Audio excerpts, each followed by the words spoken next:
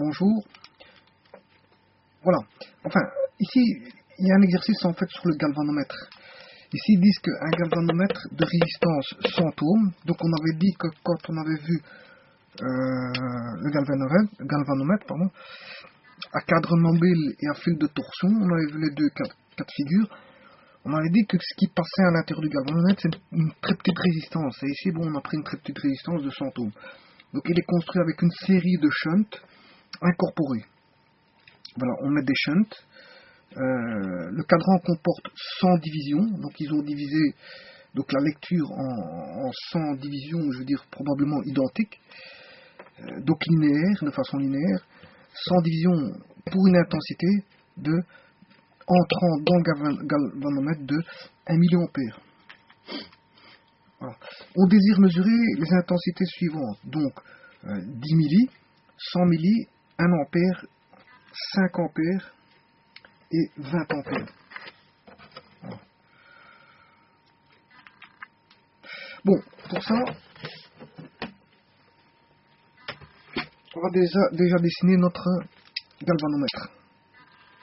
Donc le galvanomètre, on va l'appeler G pour galvanomètre,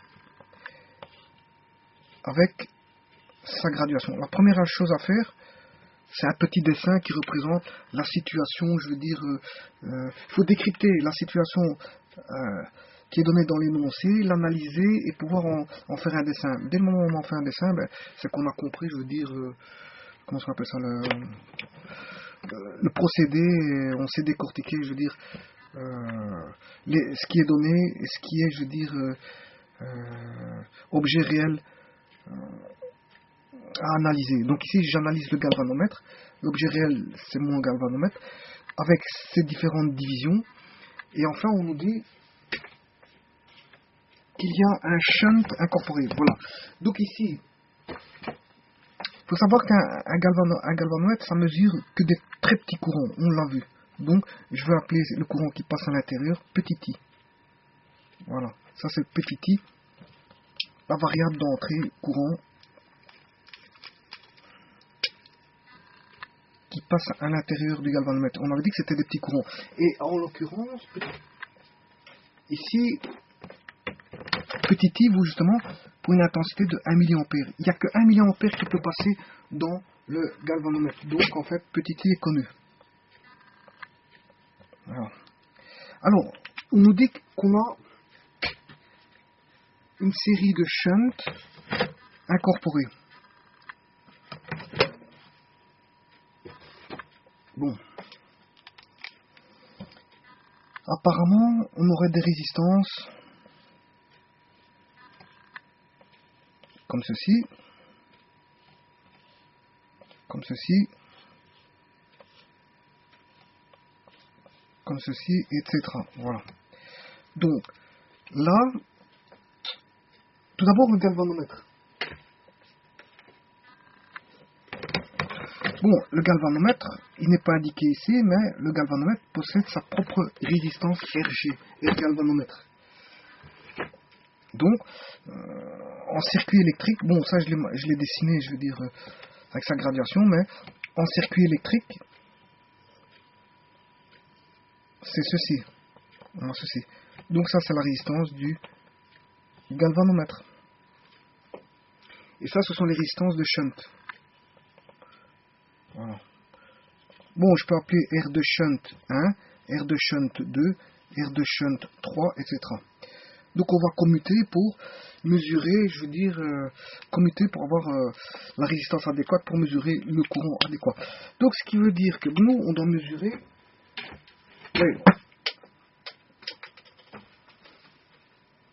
ici le courant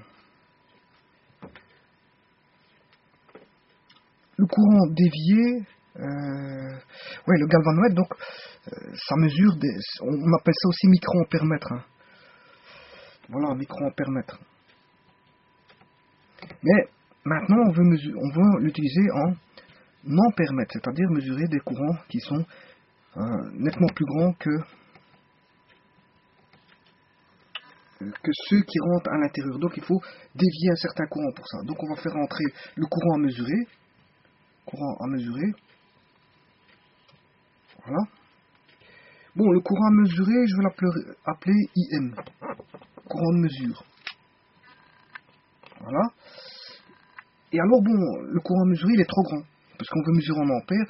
Le galvanomètre ne mesure pas des ampères, il mesure des microampères. Donc, en fait, il faudrait dévier, je veux dire, un courant de déviation, comme ceci.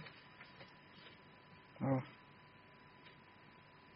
Et donc, le courant de déviation va aller à chaque fois au shunt choisi. Hein. Si j'ai choisi celui-ci, voilà, il pourra mesurer un certain courant en fonction du shunt choisi. Donc c'est le choix du shunt qui va faire que je vais pouvoir mesurer un plus grand courant. Le fait d'introduire des shunts, des résistances shunt en parallèle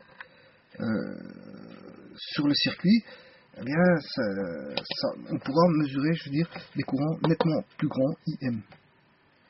Voilà. Donc ça c'est le schéma électrique. Donc ici nos shunts, bien sûr, ce sont des résistances en. Ici, il n'y a pas de shunt parce que c'est directement le galvanomètre, mais ce sont des résistances en parallèle. Voilà, R shunt. Voilà, donc ici, j'ai bien fait un schéma représentant mes données dans un schéma électrique et un schéma, je veux dire, qui corrobore un petit peu la situation réelle du problème. Voilà. Alors maintenant, je vais introduire mes paramètres pour la réflexion. Donc on a les courants à mesurer, le courant passant dans le galvanomètre que je peux même appeler IG, galvanomètre, le courant de déviation qui va passer dans les shunts, mais à ça je vais rajouter des points de mesure. Voilà, comme ceci. Voilà.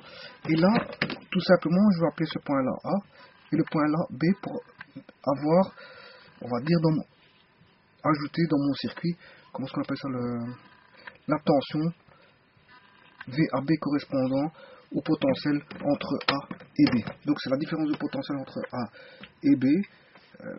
On a le potentiel AB. Voilà.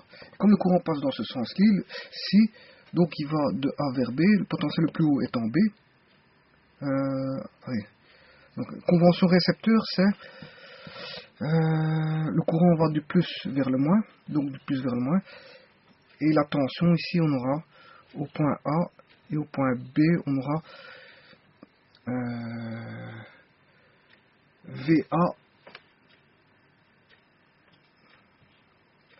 VA moins VB. Voilà. Donc, potentiel le plus grand, au potentiel. Là, si je fais le potentiel le plus grand, qui est VA, moins le potentiel le plus petit, VB, ben, VA moins VB est positif. Hein. Voilà. Voilà. Et ça, c'est une résistance. Et si j'écris I est égal à R VA moins VB, VB étant positif, donc le courant ici, il sera positif.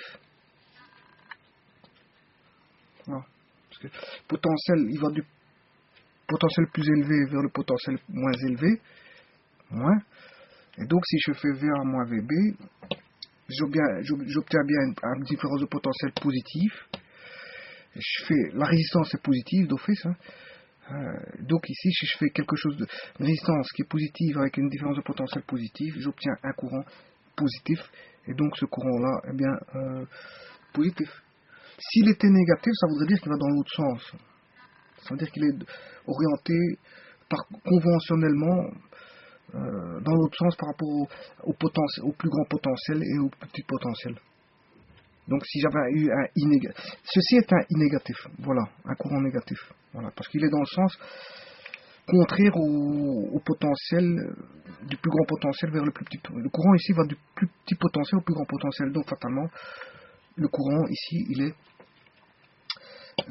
négatif pour lui et positif pour lui. Bon, maintenant, on va s'occuper des calculs. Donc on a dit qu'il nous faut des mesures, il nous faut mesurer. On va commencer avec un courant de mesure de 10 mA. Donc ici on va mettre IM 10 mA. Voilà, en entrée. Voilà. Bon, le IG il est connu. IG, qu'est-ce qui est connu? Bon, ça, ce sont les données. Hein. Je suis en train de placer mes données. Donc, j'ai fait mon dessin. Mon dessin, il est fait au niveau câblage électrique et au niveau, bon, analyse je veux dire, d'interprétation réelle. L'interprétation réelle, c'est ceci. C'est mon galvanomètre avec mes déviations. Ça, c'est l'interprétation réelle avec mon chaîne qui se place en parallèle pour mesurer des courants en ampères en parallèle sur le galvanomètre. Et ceci, c'est mon galvanomètre. Voilà. Voilà. Donc, et puis, j'ai fait le schéma électrique correspondant en plaçant un maximum, je veux dire, de paramètres d'entrée qui sont les courants et tensions, et ainsi que mes résistances. Et j'ai créé mon circuit je veux dire, faisant référence à mon analyse de l'énoncé. Bon, donc maintenant j'ai placé mes paramètres, courant, tension, et maintenant je place mes données. On sait bien que le courant à mesurer, le premier courant à mesurer, c'est 10 mA. Le courant IG vaut 1 mA.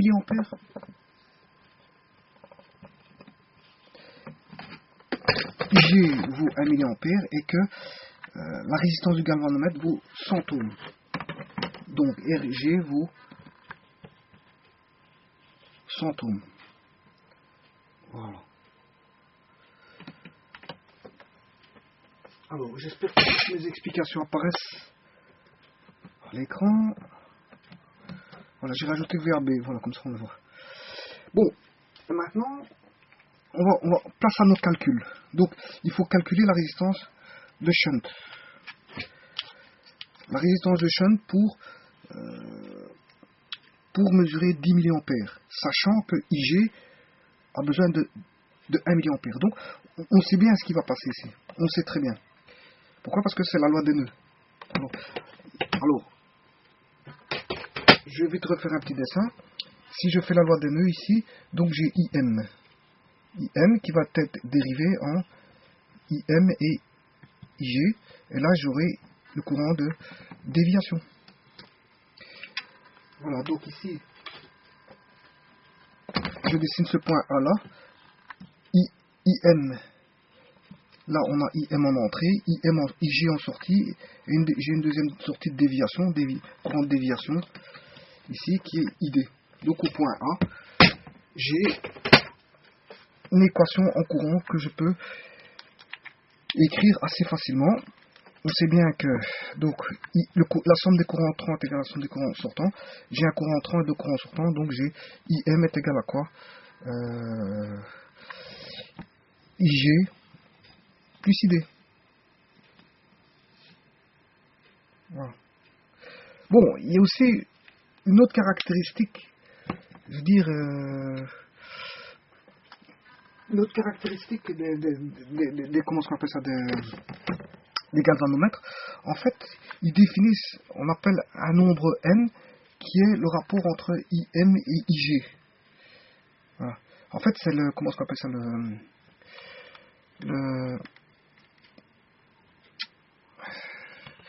on va dire, on peut mettre ça en pourcent, c'est le pourcentage de courant IM par rapport au courant qui rentre dans le galvanomètre en lui-même. Donc en fait, ça c'est une deuxième variable. Donc c'est de définir un rapport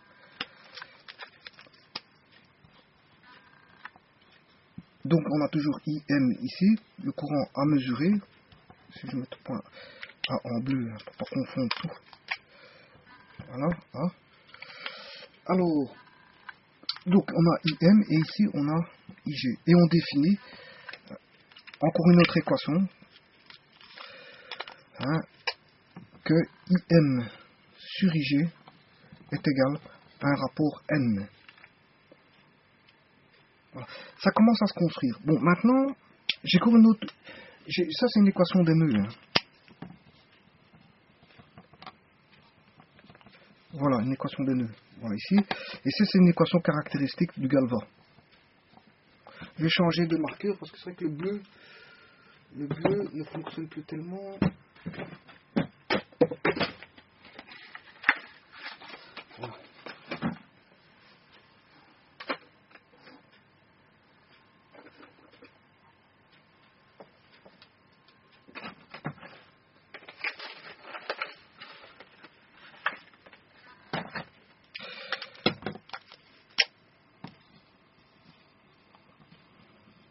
Voilà, ça c'est une équation propre au galvanomètre. En fait, c'est le pourcentage de courant IM à mesurer par rapport au courant constant qui rentre dans le galvanomètre. Bon. Et maintenant, j'ai une troisième équation. C'est l'équation de la tension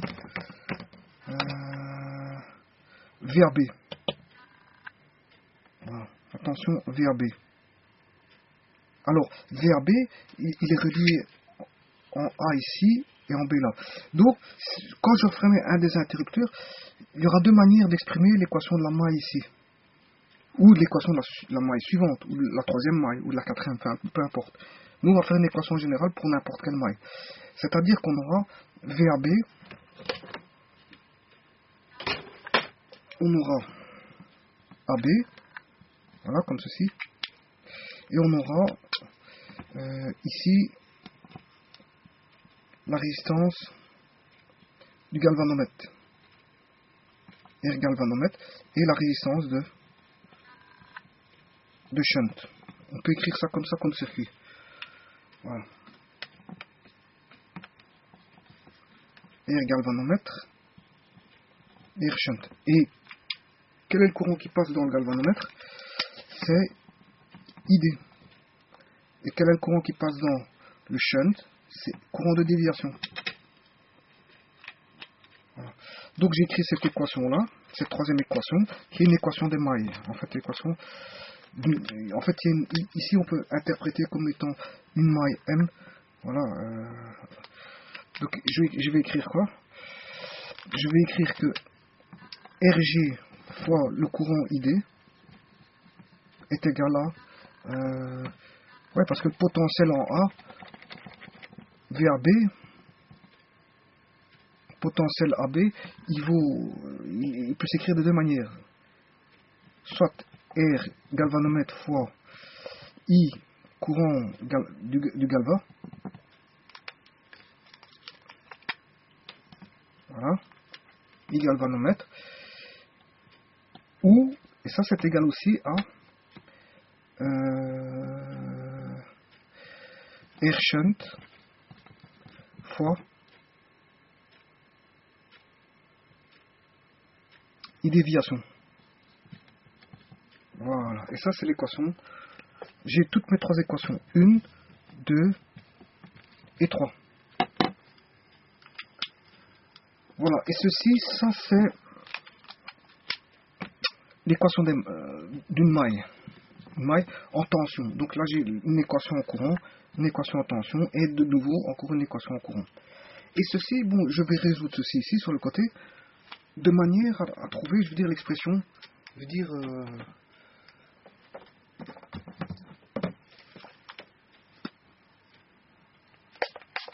à rechercher. C'est-à-dire pour calculer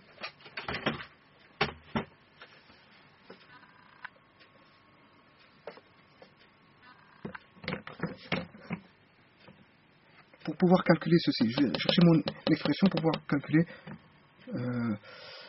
la résistance de shunt, je veux dire la résistance de shunt ici. Je dois rechercher ma résistance de shunt à mètres pour pouvoir mesurer le courant adéquat. Si 10 mA, quelle est la résistance de shunt? 1 ampère, quelle est la résistance de shunt? Si je dois mesurer un courant de 5 ampères, quelle est ma résistance de shunt? Si je dois mesurer un courant de 10 ampères, quelle est ma résistance de shunt?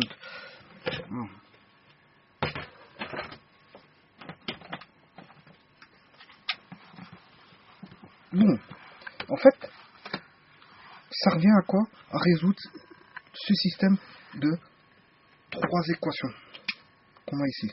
On a trois équations. Bon, alors, comment peut-on faire ça?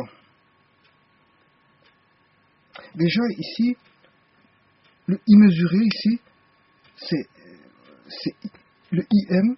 Si on regarde ici, c'est IG plus ID. Donc, j'aurai écrit sur l'écriture ici, IG plus le courant de déviation sur IG est égal à quoi? À N. Voilà. Voilà.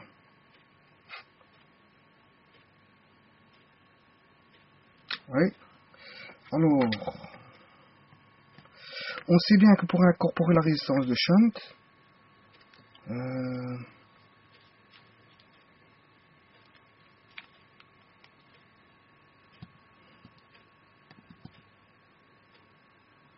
voilà.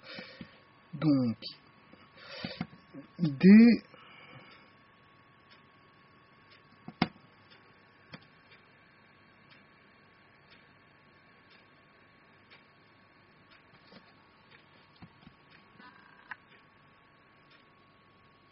ici on peut écrire que c'est 1 plus ID sur IG.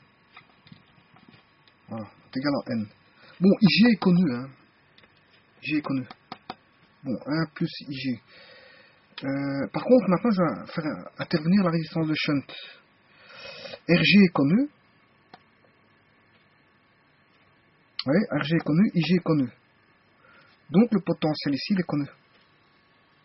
Parce qu'il est toujours constant.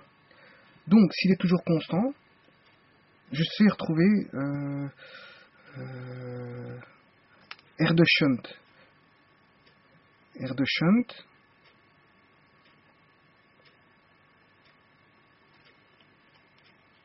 Ouais. Donc je sais trouver ceci.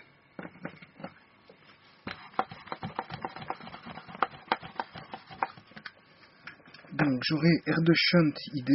Donc j'aurai R de shunt vaut quoi? Donc R de shunt est égal à RG IG. Le tout sur I déviation. Voilà. Voilà. Bon, RG on connaît. IG on connaît. Ceci on connaît, RG, IG. Hein, ce sera des constantes. Voilà, ça c'est une constante. Par contre, ID, on peut le trouver par rapport à IM moins IG. Donc j'aurai RG, IG, on aura IM moins ID. IM moins IG, pardon. Voilà. Voilà. Alors, ici, maintenant, voilà, à partir de ceci, je peux trouver la résistance shunt. Voilà, j'ai pas besoin du N ici. Je peux l'intégrer, incorporer dans la formule, en faisant IG, IM divisé par IG. Là, j'aurai IG fois IG. Voilà, mais ça c'est bon, c'est bon. Avec ça, je peux trouver tout. Je peux tout trouver. Donc apparemment, j'ai pas besoin de cette équation-là.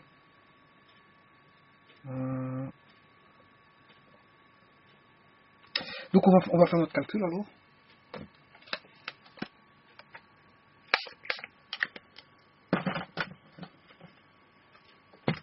Donc il y a une des équations que je n'ai pas utilisée. J'en ai utilisé que deux.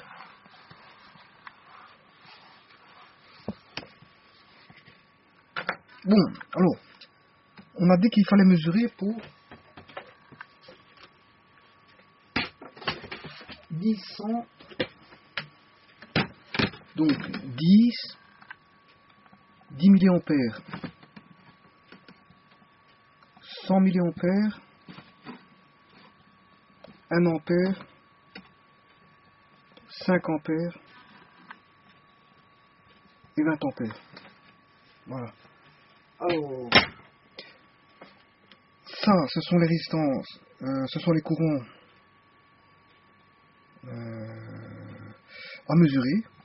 IM, IM1, IM2, IM3, IM4 et IM5. Ce sont les 5 courants mesurés. Donc, je vais chercher... Ouais, RG, IG est une constante. Hein. Donc, RG, c'est égal à 100 ohms. C'est la résistance du galvanomètre, 100 ohms. 100 ohms. Et IG est égal à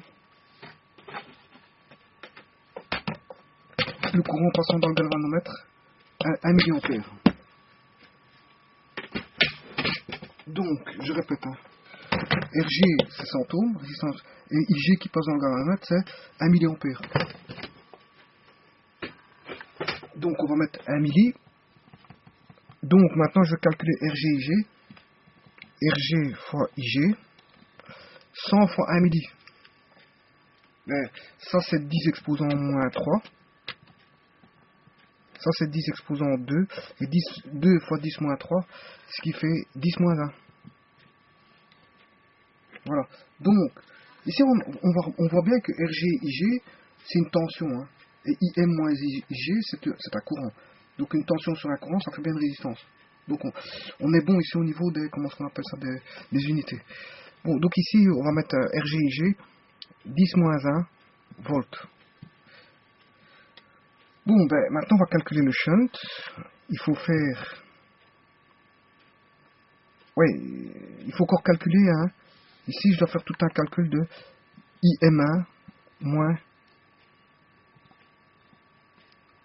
IG. Voilà. Donc ce qui veut dire IM1 vaut 10, 10 moins 1, 9 milli. IM2 moins IG, ce qui fait 100 moins 1, 99 milli. IM3 moins IG est égal à 1 unité moins 1 millième, 10 moins 1, 9, 10 moins 1, 9, 10 moins 1, 9, 1 moins 1, 0, on a 0,999 milliampères. Alors, IM4 moins IG, 5 moins. Donc ceci, on remarque que c'est le courant de déviation, hein. IM moins IG, ceci c'est le courant de déviation. Je suis en train de calculer les courants de déviation à chaque fois. Voilà. Donc IM4 moins IG, ce qui fait 5 moins 1 milli, ce qui fait 4,9999 ampères, et 20 IM5 moins IG, ça fait 20 moins 1 milli, ce qui fait 19,9999. Voilà. Bon, maintenant, mes résistances de shunt, c'est facile. Hein. Il suffit de faire ceci divisé par ceci. Voilà. Ce qui veut dire qu'ici, j'aurai une tension constante entre A et B de 10 exposant moins 1 volts. Toujours. Et à partir de ça, le courant de déviation ici, en faisant la loi d'Ohm, la résistance de shunt va dépendre de la tension constante qui est ici, qui est RGIG, divisé par le courant de déviation qui est IM moins IG. Voilà, il suffit de faire la loi d'Ohm. Donc, pour mesurer, ça j'ai besoin de ma machine. R-shunt 1, moi j'ai plus de place. Enfin, maintenant je vais faire les rapports. Donc je vais enlever ceci. Donc c'est tension sur courant, c'est la loi d'Ohm. En fait, donc ce qui fait RGIG qui est constant ici. Donc on aura R-shunt 1, R-shunt 2, R-shunt 3, R-shunt 4, R-shunt 5. Bon, alors R-shunt 1, c'est pour celui-ci, R-shunt 2, R-shunt 3, R-shunt 4 et enfin R-shunt 5. Bon, R-shunt 1, on va faire 10-1 sur 9, 10-1 sur 99 milli, 10-1 sur 0,9999, non, 0,999, 10-1 sur... Voilà, à chaque fois le rapport U sur I. Et on va calculer ces résistances de shunt. Donc, 10 moins 1, c'est 0,1. Divisé par 0,009. Voilà. Donc j'ai 11,1111 ohms. Voilà. Le second. Donc on va faire 0,1 divisé par 0,099. Donc on trouve 1,01. 1,01 ohms, etc. Ce sont des nombres répétitifs. Alors maintenant, 0,1 divisé par 0,999. On a 0,100.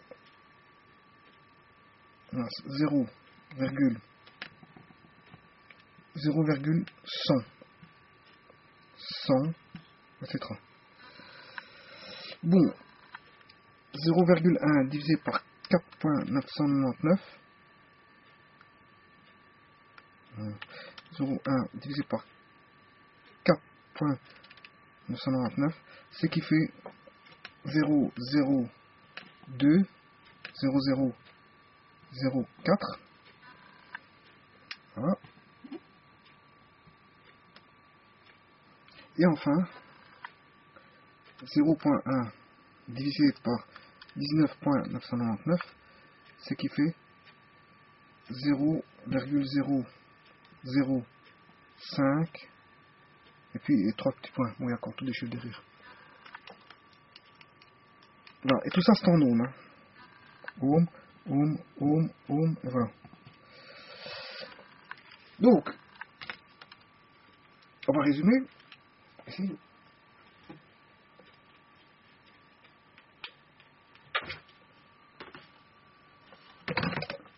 Je vais résumer ceci. On revient sur, on fait un retour sur notre dessin.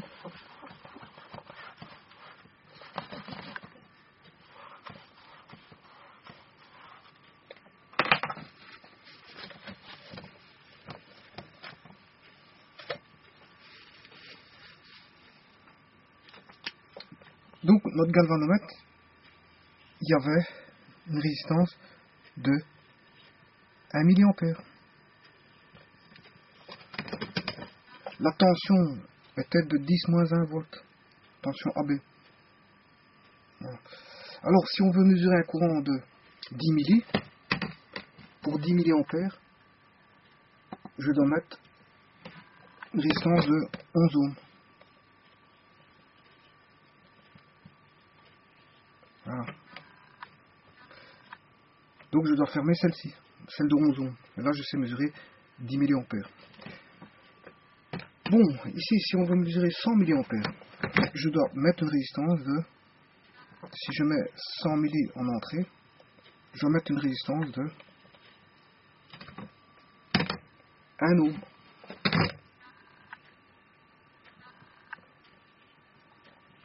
Si je veux mesurer maintenant 1 ampère, 1 ampère, je dois mettre une résistance de 0,1 ohm. Donc on voit bien que plus le courant s'agrandit, et plus la résistance de shunt doit être petite. Donc, pour mesurer des grands courants, il faut la résistance la plus petite possible. Donc ici, je vais mettre 5 ampères. 5 ampères. Donc, pour 5 ampères, on avait 0,02 ohms. Voilà. Et le dernier, pour mesurer 20 ampères, je dois commuter le shunt pour avoir, on appelle ça, donc il faisait 0,005 ohms. Voilà.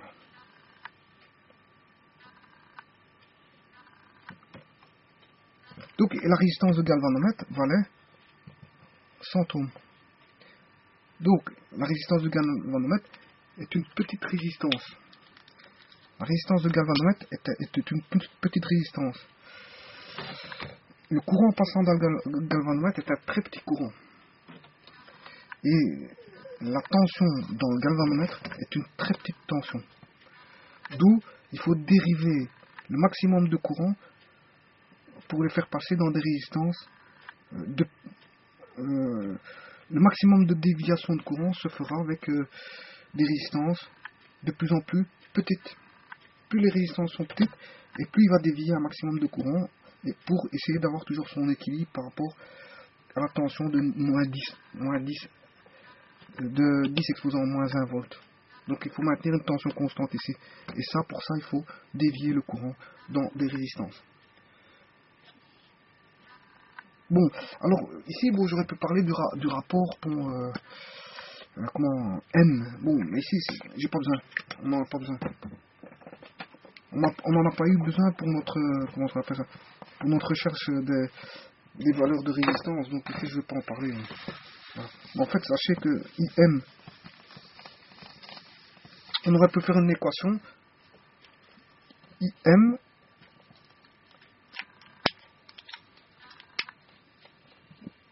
IM sur IG est égal à N. C'est un rapport, je veux dire, la proportion du courant dans le galvanomètre par rapport au courant à mesurer. Voilà. Et là, on aurait pu faire une équation par rapport à donc ici on aurait pu avoir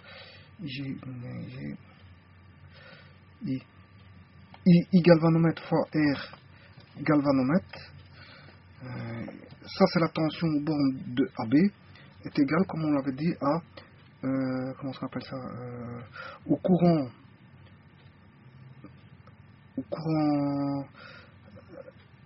maximum, au courant mesuré moins le courant, comment on appelle ça, petit i. Voilà. Déviation fois R. Voilà. En fait, donc, comme j'avais dit tout à l'heure, parce que je n'ai plus les équations en tête, donc ici, c'est R shunt fois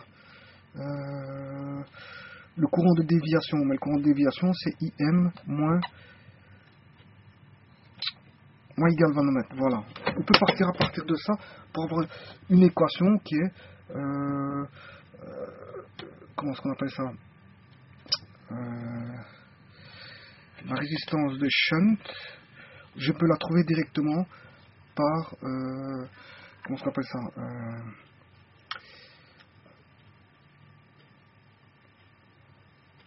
résistance. Donc ce fameux N-1,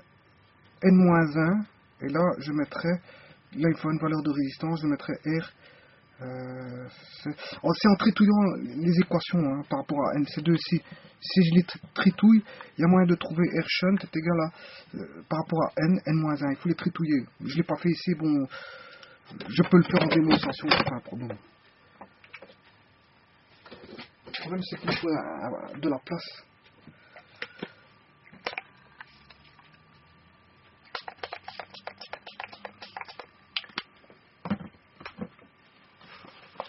Bon, il y a une deuxième forme d'équation à partir de n, comme j'ai expliqué. Bon, je vais le faire maintenant parce que c'est vrai que je suis en train de chercher et je préfère le démontrer, comme ça, bon, j'ai la formule directe.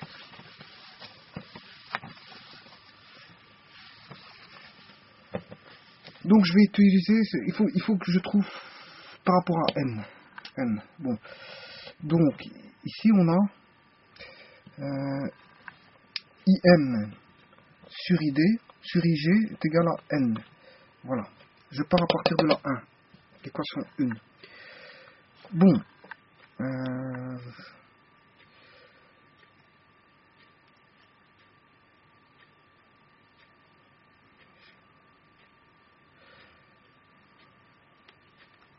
et donc je vais remettre celle de tout à l'heure. Donc on avait VA moins VB était égal à la résistance de shunt fois le courant de déviation. Voilà. Voilà. Donc on avait ceci, donc elle est là. Et ceci, c'est le courant de déviation, c'était le courant à mesurer moins IG. Voilà. Donc, ça, je l'ai. Il est là.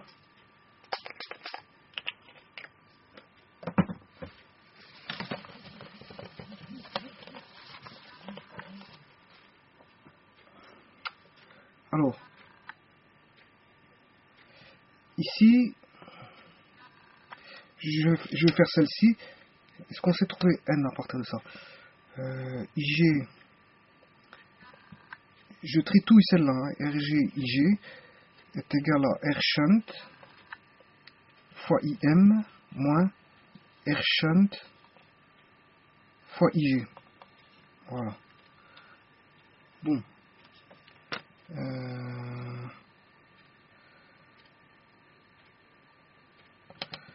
Donc R shunt R fois M moins.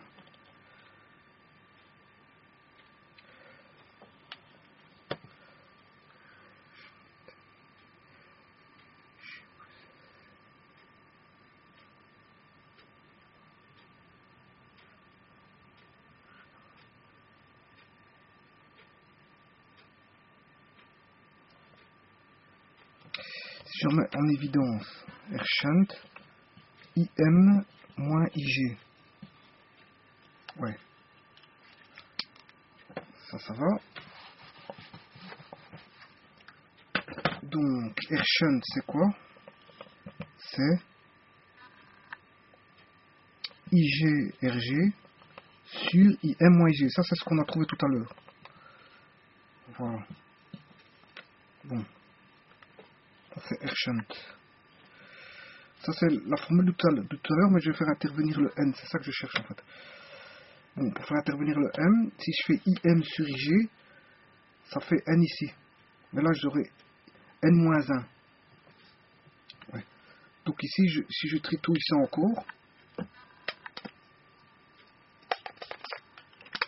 je suis en train de chercher, hein, je m'excuse. Hein, on n'a pas la formule par cœur. Enfin, je sais c'est R galvanomètre sur N-1. Mais, voilà. Mais ici, donc, je vais rejouer sur celle-là.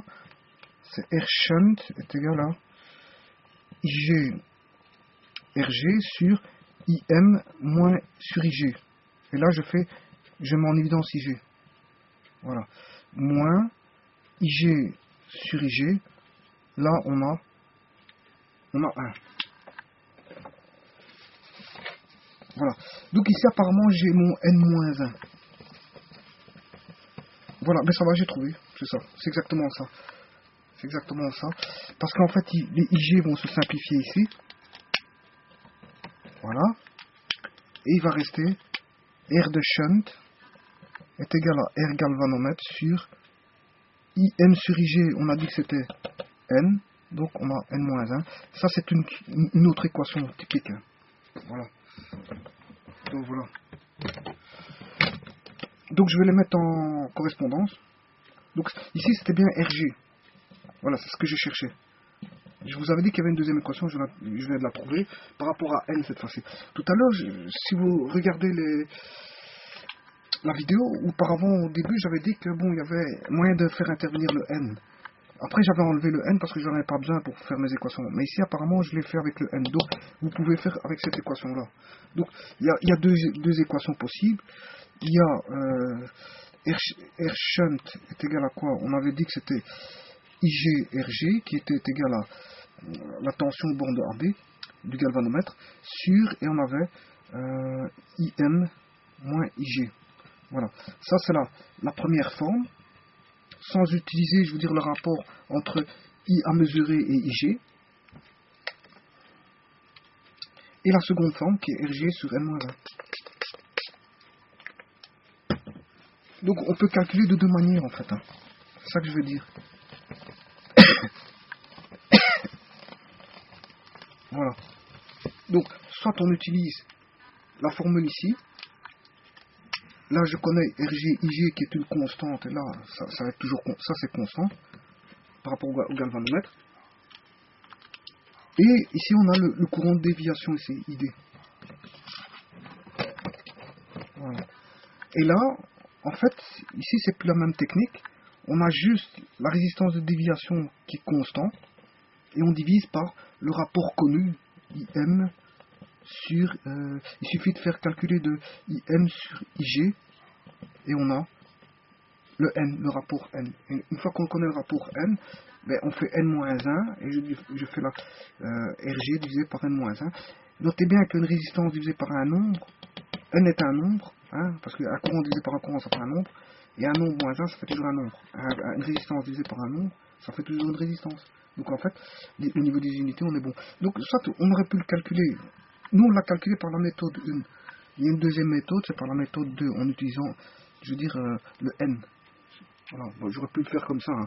Je calcule un N, en faisant IM sur IG, bon, pour chaque valeur, IM à mesurer, je divise par la valeur du courant entrant dans le galvanomètre, Gn. Une fois que j'ai N, je fais N-1 et je divise la résistance du galvanomètre divisé par N-1 et la valeur du shunt. Voilà. Donc il y a deux manières de calculer en fait. Voilà. Donc moi j'ai utilisé celle-ci, bon, il y en avait une deuxième. Voilà, je vous remercie.